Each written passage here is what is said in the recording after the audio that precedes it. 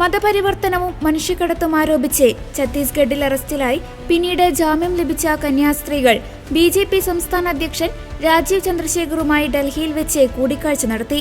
രാജീവ് ചന്ദ്രശേഖറിന്റെ ഡൽഹിയിലുള്ള വീട്ടിലേക്കാണ് സിസ്റ്റർ പ്രീതി മേരിയും സിസ്റ്റർ വന്ദന ഫ്രാൻസിസും സഹോദരനൊപ്പം എത്തിയത്. ജാമ്യം കിട്ടി പുറത്തിറങ്ങിയതിനു ശേഷം ഇതാദ്യമായാണ് രാജീവ് ചന്ദ്രശേഖറിനെ നേരിട്ട് കാണാൻ കന്യാസ്ത്രീകൾ ഡൽഹിയിലെത്തുന്നത്.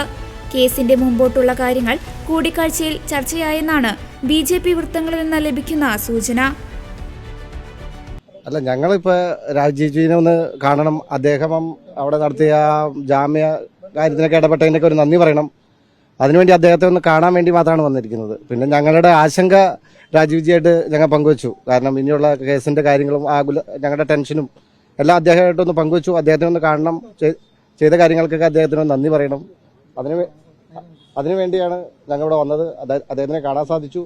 അദ്ദേഹത്തിന് ഞങ്ങളുടെ എല്ലാ ആശങ്കകളും അദ്ദേഹത്തോട് ഞങ്ങൾ പറഞ്ഞു. അദ്ദേഹത്തിന് ജാമ്യം കിട്ടുന്നതിന് വേണ്ടി അദ്ദേഹം പരിശ്രമിച്ചിട്ടുള്ളത് ഞങ്ങൾക്കറിയാം. അപ്പോൾ അദ്ദേഹത്തിന് അന്ന് പ്രത്യേകിച്ച് കാണാൻ സാധിച്ചില്ല. അപ്പോൾ അതുകൊണ്ട് അദ്ദേഹത്തെ നേരിട്ട് കാണണം എന്നുള്ള ഉദ്ദേശത്തോടു കൂടിയാണ് ഞങ്ങൾ ഇവിടെ വന്നത്. അപ്പോൾ ആ നന്ദി അദ്ദേഹത്തെ അറിയിച്ചു. ഇനിയുള്ള കാര്യങ്ങളിൽ ഞങ്ങൾക്കുള്ള ആശങ്കയും അദ്ദേഹത്തെ അറിയിച്ചു.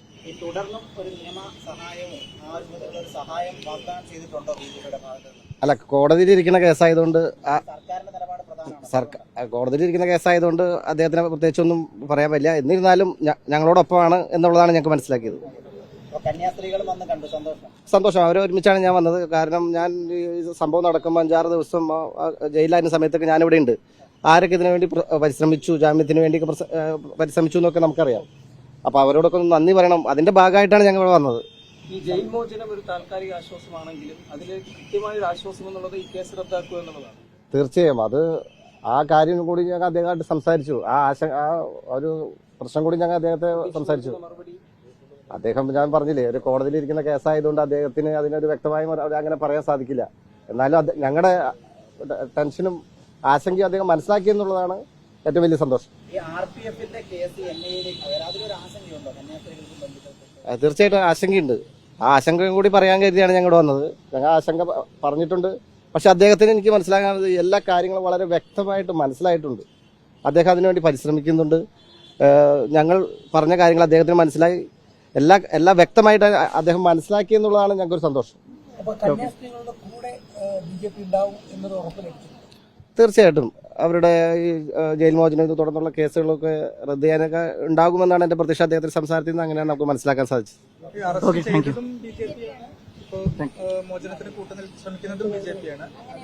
അല്ല, നമ്മളിപ്പോ നടക്കുന്ന കാര്യം, ഇപ്പൊ സംഭവിച്ച കാര്യങ്ങൾ, നമ്മളത് കഴിഞ്ഞിട്ട് എന്ത് നടന്നു എന്നുള്ള കാര്യങ്ങളൊക്കെയാണ് നമ്മളിപ്പോ നോക്കുന്നത്. ബാക്കിയുള്ള കാര്യങ്ങളൊക്കെ നമുക്ക് അന്വേഷിക്കേണ്ട കാര്യമില്ല. അതങ്ങനെ സംഭവിച്ചു. പക്ഷെ അവിടെ നിന്ന് തുടർന്ന് എന്ത് ചെയ്തു എന്നുള്ളതാണ് നമ്മളിപ്പോ അന്വേഷിക്കുന്നത്. BJP ഭരിക്കുന്ന സംസ്ഥാന സർക്കാരാണ്. ഇതിന്റെ ഭാഗമായി നിൽക്കുന്ന ആളാണ് രാജീവ് ചന്ദ്രശേഖർ. ഇപ്പൊ ഏത് തരത്തിലുള്ള ഒരു ഉറപ്പ് തന്നു എന്നാണ് പറയുന്നത്? അല്ല, തീർച്ചയായിട്ടും അങ്ങനെ സംഭവിച്ചെങ്കിൽ പിന്നീട് അതിന്റെ തുടർ നടപടികൾക്ക് നമ്മളോട് കൂടെ ഉണ്ട് അദ്ദേഹം. കാരണം അതങ്ങനെ സംഭവിച്ചായിരിക്കാം. അതിന്റെ കാര്യങ്ങളെ കുറിച്ച് എനിക്ക് പറയാൻ സാധിക്കില്ല.